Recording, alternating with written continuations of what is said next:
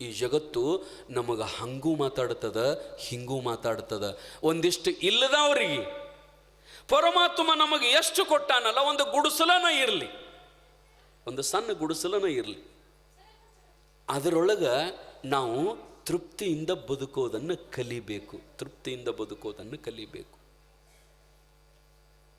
ಇನ್ನೊಬ್ಬರನ್ನ ಶ್ರೀಮಂತರನ್ನ ನೋಡಬಾರದು. ನಾವು ನಮಗಿಂತಲೂ ಮೇಲಿನವ್ರನ್ನ ನಾವು ನೋಡಬಾರದು. ನಮಗಿಂತಲೂ ಕೆಳಗಿನವ್ರನ್ನ ನಾವು ಯಾವತ್ತೂ ನೋಡಬೇಕು.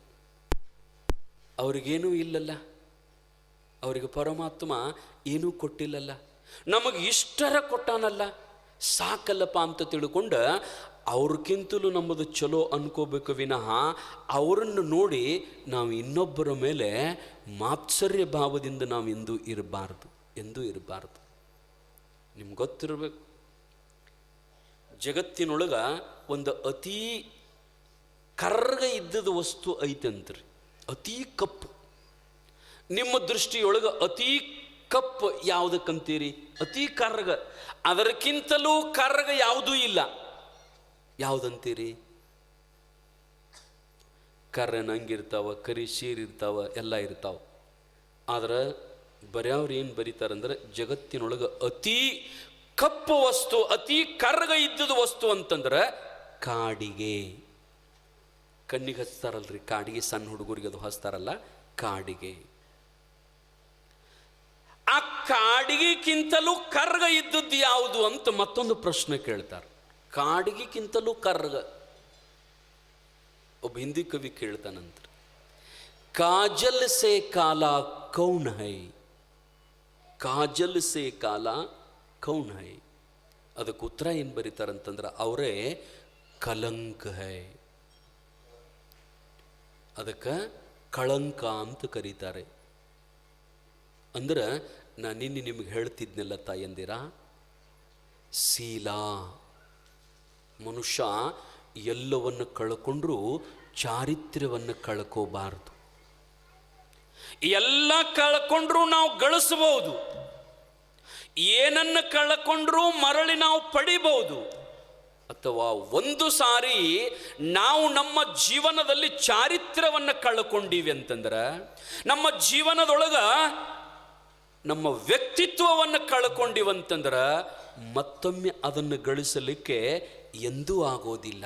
ಅದಕ್ಕೆ ನಾವಿಲ್ಲಿ ಹೆಂಗಂತಂದ್ರೆ, ನಿಜಗೊಂಡ್ರು ಒಂದು ಮಾತು ಭಾಳ ಚಂದ ಬರೀತಾರೆ ನೋಡ್ರಿ ಅದ್ರ ಬಗ್ಗೆ.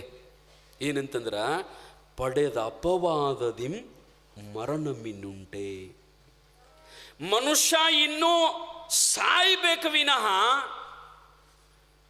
ಅಪಮಾನಿತನಾಗಿ ಬದುಕಬಾರದು, ಅಕೀರ್ತಿವಂತನಾಗಿ ಬದುಕಬಾರದು. ಆ ರೀತಿಯೊಳಗೆ ನಾವು ಎಂದೂ ನಮ್ಮ ನಡೆ ಆ ನಿಟ್ಟಿನೊಳಗೆ ಇರಬಾರ್ದು, ಆ ನಿಟ್ಟಿನೊಳಗೆ ಇರಬಾರ್ದು. ನಾವು ಹೆಂಗಂತಂದ್ರೆ ಚಾರಿತ್ರ್ಯವಂತರಾಗಿ ಬದುಕಬೇಕು, ಚರಿತ್ರಹೀನರಾಗಿ ನಾವು ಎಂದೂ ಬದುಕಬಾರದು. ಕೆಲವೊಂದು ಸಾರಿ ಬರ್ತಿರ್ತದ ಹಾಗೆ, ನಾವೇನೋ ಅಪವಾದವನ್ನು ಮಾಡದೇ ಇದ್ದರೂ ಕೂಡ ಕೆಲವೊಬ್ರು ಅಂತಿರ್ತಾರೆ, ಎಂತೆಂಥವರನ್ನು ಬಿಟ್ಟಿಲ್ಲ ಜನ, ಎಂತೆಂಥವರನ್ನು ಬಿಟ್ಟಿಲ್ಲ. ನಿಂದ ಮಾಡೋರು, ನಮ್ಮ ಬಗ್ಗೆ ಆಡ್ಕೊಳ್ಳೋರು ಇರ್ತಾರೆ. ಅದಕ್ಕೆ ಅಕ್ಕ ಮಾದೇವಿ ಹೇಳ್ತಾಳಲ್ಲ, ಈ ಲೋಕದಲ್ಲಿ ಹುಟ್ಟಿದ್ದ ಬಳಿಕ ಇದು ಜಗತ್ತೇ ಅದಪ್ಪ. ಕೆಲವೊಂದು ಮಂದಿದ ಮಾತಾಡಕನೇ ಹುಟ್ಟಿರ್ತಾರ. ಅವ್ರು ಬೇರೆ ಕೆಲಸ ಏನೂ ಇರಂಗಿಲ್ಲ. ಎದ್ದು ಕೂಡಲೇ ಬರೋದು, ಮನ್ಯಾಗ ನಾಷ್ಟ ಮಾಡೋದು, ಕಟ್ಟಿ ಮ್ಯಾಗ ಕುಂತ ಅದನ್ನ ಮಾತಾಡೋದು. ಏನು ಹೋಗವ್ರದ್ದು ಬರೋವ್ರದ್ದು, ಹೋಗವ್ರದ್ದು ಬರೋವ್ರದ್ದು, ಅದನ್ನೇ ಮಾತಾಡೋದು.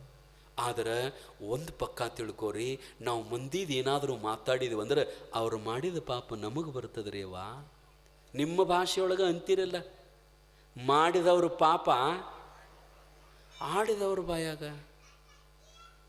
ಒಬ್ಬ ರಾಜ ಭಾಳ ದೊಡ್ಡ ಪುಣ್ಯವಂತ ಇದ್ದ, ಭಾಳ ದೊಡ್ಡ ಪುಣ್ಯವಂತ.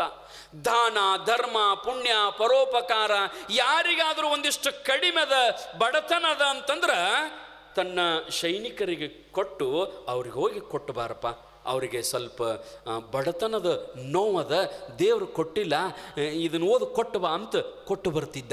ಯಾರ ಮನೆಯೊಳಗರ ವಿದ್ಯಾರ್ಥಿಗಳ ಸಾಲಿ ಕಲೆ ಅವರಿದ್ದಾರಂದ್ರೆ, ಅವರಿಗೆ ಸಾಲಿ ಕಲಿಯಕ್ಕೆ ದುಡ್ಡು ಇರಲಿಲ್ಲ ಅಂತಂದ್ರೆ ಅವನ ಕಿವಿಗೆ ಮುಟ್ಟಿತ್ತು ಅಂತಂದ್ರೆ, ಓದು ಕೊಟ್ಟು ಬಾರಪ್ಪ ಇದನ್ನು ಅವರಿಗೆ, ಆ ಹುಡುಗನಿಗೆ ಸಾಲಿ ಕಲಿಯಕ್ಕೆ ರೊಕ್ಕ ಕೊಟ್ಟು ಬಾರಪ್ಪ ಅಂತ. ಇಷ್ಟು ಒಳ್ಳೆಯ ರಾಜ ಇದ್ದರಿ. ಮತ್ತು ಅವನ ರಾಜ್ಯದೊಳಗೆ ನಿರಂತರ ದಾಸೋಹ. ಯಾರ ನಿರ್ಗತಿಕರಿದ್ದರಂದ್ರೆ ಎಷ್ಟೋ ಮಂದಿ ಅದಾರಲ್ರಿ ಪಾಪ, ಎಷ್ಟೋ ಮಂದಿ ಹೆಂಡತಿ ಸತ್ತಿರ್ತಾರ, ಗಂಡಗ ಮನ್ಯಾಗ ಅಂದ್ರೆ ಅಪ್ಪಗೆ ಕೋಳ ಹಾಕಂಗಿಲ್ಲ, ಹೆಂಡತಿ ಸತ್ತು ನಂತರ ಪಾಪ ಅದು ಭಿಕ್ಷಾ ಬೇಡ್ಕೋತ ಅಡ್ಡಾಡ್ತಿರ್ತವೆ. ಅಂಥವ್ರಿಗೆ ಊಟ ಹಾಕವ್ರು ಯಾರು? ಅದಕ್ಕೆ ಹಿಂದೆ ರಾಜರು ಅಂತಂದ್ರೆ ಅವರು ದೇವರಿದ್ದಂಗಂತ್ರಿ. ಶಾಸ್ತ್ರದೊಳಗೆ ಬರೀತಾರೆ, ರಾಜ ಪ್ರತ್ಯಕ್ಷ ದೇವತಾ. ರಾಜ ಅಂದ್ರೆ ಆಗಿನ ಕಾಲದೊಳಗೆ ಪ್ರತ್ಯಕ್ಷ ದೇವತಾ ಅಂತ ಕರೀತಿದ್ರು ರಾಜನಿಗೆ. ಇಂಥವರಿಗೆ ಯಾರು ಇದ್ರು ಅಂತಂದ್ರೆ ಅವ್ರು ಎಲ್ಲಿ ಉಣ್ಬೇಕು ಪಾಪ, ಅವ್ರು ಬಂದು ಇಲ್ಲಿ ಊಟ ಮಾಡಿ ಹೋಗಲಿ ಅಂತ ತಿಳ್ಕೊಂಡು ನಿರಂತರ ದಾಸೋಹ ಇಟ್ಟಿದ್ದ, ನಿರಂತರ ದಾಸೋಹ. ಆನಂತರ ತನ್ನ ಪ್ರತಿಷ್ಠಿತ ವ್ಯಕ್ತಿಗಳು ಯಾರಾದರೂ ಇದ್ರೆ ಅವರಿಗೂ ಊಟಕ್ಕೆ ಕರೀತಿದ್ದ. ಹಿಂಗಪ್ಪ ಬರ್ರಿ ನಮ್ಮಲ್ಲಿ ಪ್ರಸಾದ ಮಾಡಿ ಹೋಗ್ರಿ ಅಂತ ತಿಳ್ಕೊಂಡು ದಿನಾ ಚಲೋ 20 ಮಂದಿನ ಕರಿತಿದ್ದ. ದಾಸೋಹದೊಳಗೆ ಊಟ ಮಾಡಿಸ್ತಿದ್ದ. ದಾನ ಧರ್ಮ ಪುಣ್ಯ ಪರೋಪಕಾರ, ಒಳ್ಳೆಯ ವ್ಯಕ್ತಿ ರಾಜ, ಒಳ್ಳೆಯ ವ್ಯಕ್ತಿ.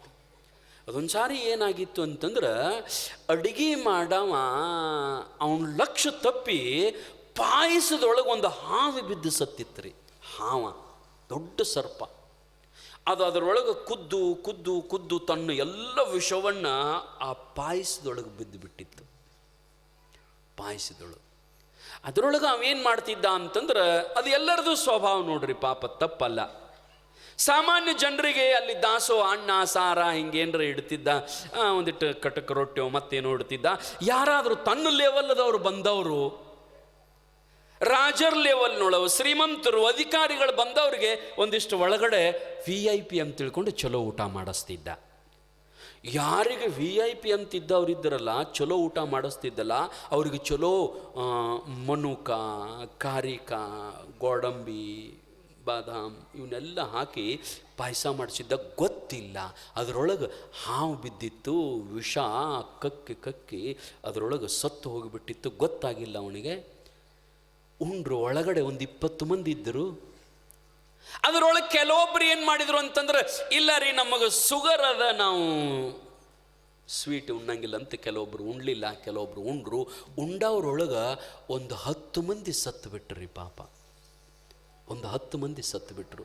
ಅದಕ್ಕಯ್ಯವ ಅಡಿಗೆ ಮಣಿ ನಿಮ್ಮ ಕೈಯಾಗಿರ್ತದಲ್ರಿ, ನೀವು ಭಾಳ ಜಾಗೃತಿ ಇರ್ಬೇಕ್ರಿ. ಭಾಳ ಜಾಗೃತಿ ಇರ್ಬೇಕು ಅಡುಗೆ ಮಾಡೋರು. ಅಡುಗೆ ಮಾಡುವಾಗ ನಮ್ಮ ಮಗುಗಳು ಒಂದೊಂದು ಸ್ವಭಾವ ಇರ್ತದೆ ರೀ. ಏನಂತಂದ್ರೆ, ಇಲ್ಲಿ ಚಾ ಕೆಡೋದು ಧಾರಾವಾಹಿ ಅಲ್ಲಿ ನೋಡ್ಕೋತ, ಇಲ್ಲಿ ಹಲ್ಲಿ ಬಿತ್ತಂದ್ರೆ ಏನು ಮಾಡ್ತೀರಿವ? ನಾ ಅದಕ್ಕೆ ಹೇಳ್ತಿರ್ತೀನಿ, ಅಡುಗೆ ಮಾಡುವಾಗ ಬೇರೆ ಎಲ್ಲಿಯೂ ಲಕ್ಷ್ಯ ಕೊಡಬೇಡ್ರಿ. ಆನಂತರ ಅಡುಗೆ ಮಾಡುವಾಗ ಭಾಳ ಸ್ವಚ್ಛದಿಂದ ಅಡುಗೆ ಮಾಡ್ಬೇಕು. ನೀವೇ ಉಣ್ತೀರಲ್ರಿ ನೀವೇ ಉಣ್ತೀರಿ, ನಿಮ್ಮ ಮಕ್ಕಳ ಉಣ್ತಾರ, ನಿಮ್ಮ ಗಂಡನೇ ಉಣ್ತಾನ. ಭಾಳ ಸ್ವಚ್ಛದಿಂದ ಅಡುಗೆ ಮಾಡ್ಬೇಕು. ನಾ ಇಲ್ಲಲ್ರ, ಮತ್ತು ನಾ ಏನು ಹೇಳೋದು ಬೇರೆ ಕಡೆ ಹೇಳ್ತಿರ್ತೀನಿ, ದೂರಿಂದ ಹೇಳ್ತಿರ್ತೀನಿ, ನಾ ಇಲ್ಲಿದಲ್ಲ. ಕೆಲವೊಬ್ರು ಹಂಗೆ ಹಿಂಗೆ ಅಡುಗೆ ಮಾಡ್ತಿರ್ತಾರೆ. ಅದು ಸ್ವಚ್ಛತೆ ಅನ್ನೋದು ಭಾಳ ಶ್ರೇಷ್ಠ. ಆನಂತರ ನೀವು ಬೋಗಣ್ಯಾಗ ಅದೆಲ್ಲ ಈಗ ಮತ್ತು ವೈಜ್ಞಾನಿಕನೂ ಬಂದತ್ತು ಬಿಡ್ರಿ. ಅನ್ನ ಮಾಡುವಾಗ ಕುಕ್ಕರ್ದಾಗ ಏನೂ ಒಳಗೆ ಹೋಗಕ್ಕೆ ಬರಂಗಿಲ್ಲ. ಅಲ್ಲಿ ಒಮ್ಮೆ ನೀರ ಉಪ್ಪ ಅಕ್ಕಿ ಹಾಕಿಟ್ರೆ ಒಂದು 2-3 ಶೀಟಿ ಹೊಡೆದ್ರೆ ರೆಡಿನ. ಆನಂತರ ಸಾರು ಎಲ್ಲನೂ ಹಂಗೆ ಬಂದ್ರೆ ಪಾಡ್ರಿ, ನಿಮಗೆ ಕಿರಿಕಿರಿನೇ ಇಲ್ಲ. ನೀವು ಯಾವತ್ತೂ ಧಾರಾವಾಹಿ ನೋಡಿರ್ಬೇಕಾದಂಗೆ. ನಾ ಆಶ್ರಮದಾಗೂ ಹೇಳ್ತಿರ್ತೇನೆ ರೀ, ನಮ್ಮಲ್ಲಿ ಅಡುಗೆ ಮಾಡೋರು ಅದೇನೋ ಓಪನ್ ಕಿಚನ್ ಅಂತೀರಿ, ಟಿವಿನೂ ಅಲ್ಲೇ ಕಿಚನ್ನು ಅಲ್ಲೇ ಅಲ್ಲ. ಈ ಕಡೆ ಅಡುಗೆ ಮಾಡ್ಕೋತ ಆ ಕಡೆ ನೋಡೋದು. ಸೋಸ್ತಿರ್ತಾಳೆ, ಗ್ಲಾಸ್ ಇಲ್ಲಿರ್ತದೆ, ನೀಲಿ ಚಾ ಸೋಸ್ತಿರ್ತಾಳೆ. ನಮ್ಮ ತಾಯಿ ಅಂದ್ರೆ ಹಂಗೆ ಮಾಡ್ತಿರ್ತಾರೆ. ಅದಕ್ಕೆ ಅಡುಗೆ ಮಾಡುವಾಗ ಪೂರ ಅಲ್ಲೇ ಲಕ್ಷ್ಯ ಇರ್ಬೇಕು. ಅವ ಅಡುಗೆ ಮಾಡೋ ಪಾಪ ಗೊತ್ತಿಲ್ಲ ಹಾಕಿದ್ದ. ಕೆಲವೊಬ್ರು ಉಂಡ್ರು, ಕೆಲವೊಬ್ರು ಉಣ್ಲಿಲ್ಲ. 20 ಮಂದಿಯೊಳಗೆ 10 ಮಂದಿ ಸತ್ತರು. ಇಷ್ಟು ನೋವಾಯ್ತು ಅವನಿಗೆ, ಭಾಳ ನೋವಾಯ್ತು ರೀ ಪಾಪ, ಭಾಳ ನೋವಾಯಿತು. ನೋವಾದ ರಾಜಾಗ ಏನು ಮಾಡ್ತಾನ? ಅವನಿಗೆ ಶಿಕ್ಷಾ ಕೊಡೋರು ಯಾರ್ರೀ? ತಪ್ಪು ಮಾಡಿದವನೇ ರಾಜ, ಶಿಕ್ಷಾ ಕೊಡವನು ರಾಜಾನೇ. ಯಾರು ಏನು ಅನ್ಬೇಕು? ಅಧಿಕಾರಿಗಳು ಕೆಳ ಅಧಿಕಾರಿಗಳು ಏನಾರು ಮಾಡಿದ್ರೆ ಅದಕ್ಕೆ ಶಿಕ್ಷಾ ಕೊಡ್ಬೋದಾಗಿತ್ತು, ಅವನದೇ ತಪ್ಪಾಗಿತ್ತು. ಇಷ್ಟಾದು ಮರುದಿವ್ಸ ದಾಸೋಹ ಬಂದಾಯ್ತು ರೀ ಅವನದು. ಯಾಕಂದ್ರೆ ಊರನವರೆಲ್ಲ ಮಾತಾಡಕತ್ತಿದ್ರು, ರಾಜ ಊಟಕ್ಕಂತೂ ಕರಿತಾನೋ, ವಿಷ ಹಾಕ್ತಾನ. ಮೊನ್ನೆ 10 ಮಂದಿ ಸತ್ತಾರ. ನಿಮಗೆ ಹೇಳ್ತಾನೆ, ಬಡವ್ರಿ ಊರಾನವ್ರು ಕೆಲವೊಬ್ರು ನಿರ್ಗತಿಕರು ಭಿಕ್ಷುಕರು ಊಟಕ್ಕೆ ಬರೋದ ಬಿಟ್ರಿ. ಡಂಗರ ಹೊಡೆಸಿದ, ಯಾರು ಊಟಕ್ಕೆ ಬರಲಿಲ್ಲ. ಯಾರು ಬರ್ತಾರ್ರಿ? ಈಗ ನೀವು ಒಬ್ಬರ ಮನೆಗೆ ಸಾಹುಕಾರ ಮನೆಗೆ ಊಟಕ್ಕೆ ಹೋಗಿರ್ತೀರಿ, ಎಲ್ಲ ತಾಟ್ನಾಗ ಹಾಕಿರ್ತಾರೆ, ಎಲೆಗೆ ಹಾಕಿರ್ತಾರೆ, ಒಂದು ಬಟ್ಟಲ್ದೊಳಗೆ ಪಾಯಸ ಹಾಕಿರ್ತಾರೆ, ಪಾಯಸ ಮುಂದೆ ಇಟ್ಕೊಂಡಿರ್ತೀರಿ. ಅದ್ರಾಗ ನಿಮಗೆ ಪಾಯಸ ಅಂದ್ರೆ ಭಾಳ ಪ್ರೀತಿ, ಶಾವ್ಗಿ ಪಾಯಸ ಎಲ್ಲ ಹಾಕಿ ಮಾಡಿರ್ತಾರೆ. ಫಸ್ಟ್ ಅದನ್ನು ತೊಗೋಬೇಕಂತ ನಿಮ್ಮದು ಸಂಕಲ್ಪ ಇರ್ತದ. ಊಟ ಇನ್ನೇನು ಮಂತ್ರ ಅಂದ್ರಂದ್ರೆ ಮೊದಲು ಶಾವ್ಗಿನ ತಿನ್ಬೇಕಂತ ನೀವು ತಯಾರಾಗಿ ಕೂತಿರ್ತೀರಿ. ಮಂತ್ರ ಅಂದರು ಇನ್ನೇನು ಬಟ್ಟಲಿಗೆ ಕೈ ಹಾಕ್ಬಿಡ್ದ, ಒಬ್ಬ ಕಿವ್ಯಾಗ ಬಂದು ಹೇಳ್ದ, ಆ ಪಾಯಸ ಮಾಡೋದ್ರಾಗ ಹಲ್ಲಿ ಬಿದ್ದಿತ್ತೋ ಅಂದ. ನಿಮ್ಮ ಕಿವ್ಯಾಗ ಬಂದು ಹೇಳ್ದ, ಪಾಯಸ ತಗೋತೀರೇನು? ಮತ್ತೊಬ್ಬ ಬಂದು ಕಿವ್ಯಾಗ ಹೇಳ್ದ, ಇಲ್ಲೋ ಮಾರಾಯ ಪಾಯಸದಾಗ ಹಲ್ಲಿ ಬಿದ್ದಿಲ್ಲ, ಸುಳ್ಳು ಹೇಳ್ಯಾನವ, ತಿಂಡ್ರಿ ನಡೀತೈತೆ ಅಂದ್ರರ ತಿತ್ತೀರೇನು? ಅದೇನು ಯಾಕೆ ಆಗವಲ್ದಕ್ಕೆ ಮರ, ಎಲ್ಲಿದು ಸಂಶಯನ ಬೇಡ, ಅದಟ್ಟು ಬಿಟ್ರೆ ನಮಗೆ ಆಗುದೇನೈತಿ. ಪಾಯಸದಾಗ ಹಲ್ಲಿ ಬಿದ್ದಿಲ್ಲ ಕರೆ, ಆದರೂ ಸುಮ್ಮ ಕಿವ್ಯಾಗ ಬಂದು ಹೇಳ್ದವ, ನೀವು ಉಣ್ತೀರೇನು? ಉಣ್ಣಂಗಿಲ್ಲ. ಹಂಗೆ ಅವರೆಲ್ಲರೂ ಸಂಶಯ ಬಂದು ಎಲ್ಲಿದೋ ಮರ, ಒಟ್ಟೋ ಬ್ಯಾಡ ಯಾರು ಅಂತ ತಿಳ್ಕೊಂಡು ಹೋಗೋದು ಬಿಟ್ಟರು. ಪಾಪ ರಾಜನಿಗೆ ಒಳಗೊಳಗೆ ಭಾಳ ನೋವಾಯಿತು ರೀ. ಯಾಕೆ ಹಿಂಗಾಯಿತು ಅಂತ ವಿಚಾರ ಮಾಡಿದ. ಅವ ಅಂದ, ಇದು ನಾನು ಜೀವನದೊಳಗೆ ಎಂದೂ ತಪ್ಪು ಮಾಡಿಲ್ಲ, ನಾನು ಎಂದೂ ಪಾಪ ಮಾಡಿಲ್ಲ, ಇಂತಹ ಪಾಪ ನನ್ನಿಂದ ಯಾಕಾಯಿತು, ಮತ್ತು ಇನ್ನು ಈ ಪಾಪ ನಾನು ಪರಿಹಾರ ಮಾಡ್ಕೋಬೇಕಾದ್ರೆ ಏನು ಮಾಡ್ಬೇಕಂತ ಭಾಳ ವಿಚಾರ ಮಾಡಿ ಅದೇ ರಾಜ್ಯದೊಳಗೆ, ಆ ರಾಜ್ಯದ ಹೊರಗಡೆ ಒಬ್ಬ ತಪಸ್ವಿನಿ, ಒಂದು 20-25 ವರ್ಷದ 30 ವರ್ಷದ ಸನ್ಯಾಸಿನಿ, ಭಾಳ ಶ್ರೇಷ್ಠ ತಪಸ್ವಿ ಇದ್ಲು. ಆಕೆ ಆಧ್ಯಾತ್ಮವಾದಿ, ದೊಡ್ಡ ಋಷಿ ಇದ್ಲಕ್ಕಿ. ನನ್ನ ಪಾಪವನ್ನು ಹೆಂಗೆ ಪರಿಹಾರ ಮಾಡ್ಕೋಬೇಕಂತ ಹೇಳಿ, ಆ ಮಾತೆ ಕೇಳಿ ಬರ್ಬೇಕಂತೇಳಿ, ಋಷಿನ ಕೇಳಿ ಬರ್ಬೇಕಂತೇಳಿ, ಆ ಯೋಗಿನಿ ಹೆಣ್ಣು ಮಗಳನ್ನು ಕೇಳಿ ಬರ್ಬೇಕಂತ ರಾಜ ಹೋದ. ಯಾರನ್ನೂ ಕರ್ಕೊಂಡು ಹೋಗಲಿಲ್ಲ, ತಾನೊಬ್ಬನೇ ಹೋದ. ಆ ಆಶ್ರಮದೊಳಗೆ ಆ ಯೋಗಿನಿ ಇದ್ಲು, ತಪಸ್ವಿನಿ ಇದ್ಲು.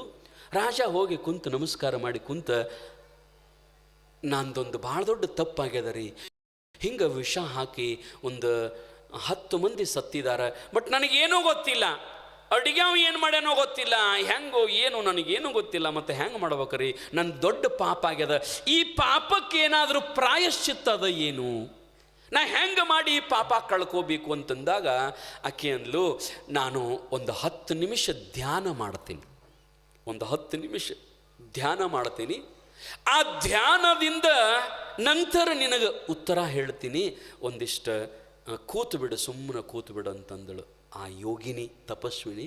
ಆಯಿತು ಅಂತ ರಾಜ ಸುಮ್ಮ ಕುಂತ. ಆದ್ರೆ ಒಂದ ಬಾಗಿಲಿತ್ರಿ ಅವ್ರ ಆಶ್ರಮಕ್ಕೆ, ಸ್ವಲ್ಪ ಬಾಗಲ ಹಿಕ್ಕಿಬಿಡು ಅಂದ್ಲಕ್ಕಿ. ಬಾಗಲ ಹಿಕ್ಕಿಬಿಡು, ಸುಮ್ಕೊಂಡ್ರು. ಆಕೆ ತಪಸ್ಸು ಕುಂತಳು, ಧ್ಯಾನ ಮಾಡಕತ್ತಳು.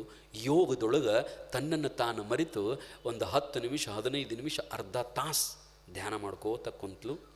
ಆ ನಂತರ ಕಣ್ತೆರೆದ್ಲು. ರಾಜ ಮುಂದೆ ಕುಂತಿದ್ದ. ಬಾಗಲ್ ತೆರಿ ಅಂದ್ಲು. ಬಾಗಲ್ ತೆರೆದ. ಆಯ್ತು ಹೋಗ್ರಿ, ಮತ್ತೆ ಕುಂತೀರಿ ಅಂದ್ಲಕ್ಕಿ. ಅವ ಅಂದ, ಅಲ್ರಿ ನಾನು ಏನು ಪ್ರಶ್ನೆ ಕೇಳೀನಿ, ನನಗೇನು ಉತ್ತರನೇ ಹೇಳಲಿಲ್ಲ, ಮತ್ತು ನೀವು ಯಾಕೆ ಹಿಂಗೆ ಮಾಡ್ತೀರಿ, ನನ್ನ ಪಾಪ ಪರಿಹಾರ ಆಗ್ಬೇಕಾದ್ರೆ ನಾ ಏನು ಮಾಡಬೇಕು ಅಂತಂದಾಗ ಆ ಯೋಗಿನಿ ಹೇಳಿದ್ಲು ಏನಂತಂದ್ರೆ, ನೋಡು ರಾಜ, ನಿನ್ನ ಪಾಪವನ್ನು, ನೀನು ಮಾಡಿದ ಪಾಪ ಎಷ್ಟಾಗಿತ್ತು ಅಂದ್ರೆ ಮೇರು ಪರ್ವತದಷ್ಟದು. 10 ಮಂದಿ ಪ್ರಾಣ ತಗೊಳ್ಳೋದಂದ್ರೆ ಸಾಮಾನ್ಯ ಅಲ್ಲ, ಅದು ಮೇರು ಪರ್ವತದಷ್ಟು ಪಾಪ ಆಗಿತ್ತು. ಆದ್ರೆ ಆ ಪಾಪ ಒಂದು ನಯ್ಯ ಪೈಸಾದಟ್ಟು ಉಳಿದಿಲ್ಲ. ಈಗ ಸಣ್ಣ ಹಳ್ಳಿ ನಟ್ಟು ನಿನ್ನ ಪಾಪ ಉಳಿದಿಲ್ಲ, ಎಲ್ಲ ಪರಿಹಾರ ಆಗ್ಯದ. ಅವ ಅಂದ, ಹೆಂಗೆ ಹೋಯ್ತ್ರಿ, ಬರೀ ಇಲ್ಲಿ ಬಂದು ಕುಂತದ್ದಕ್ಕೆ ಹೋಯ್ತೇನಂತಂದಾಗ ಆಕೆ ಅಂದ್ಲು, ಇಲ್ಲ, ಈ ಊರಾಗ ಎಷ್ಟು ಜನ ಅದಾರಲ್ಲ ಎಲ್ಲರೂ ನಿನ್ನ ಪಾಪವನ್ನು ಬಡದಾಡಿ ಹಂಚ್ಕೊಂಡು ತೊಗೊಂಡು ಹೋದ್ರ ಅವರು.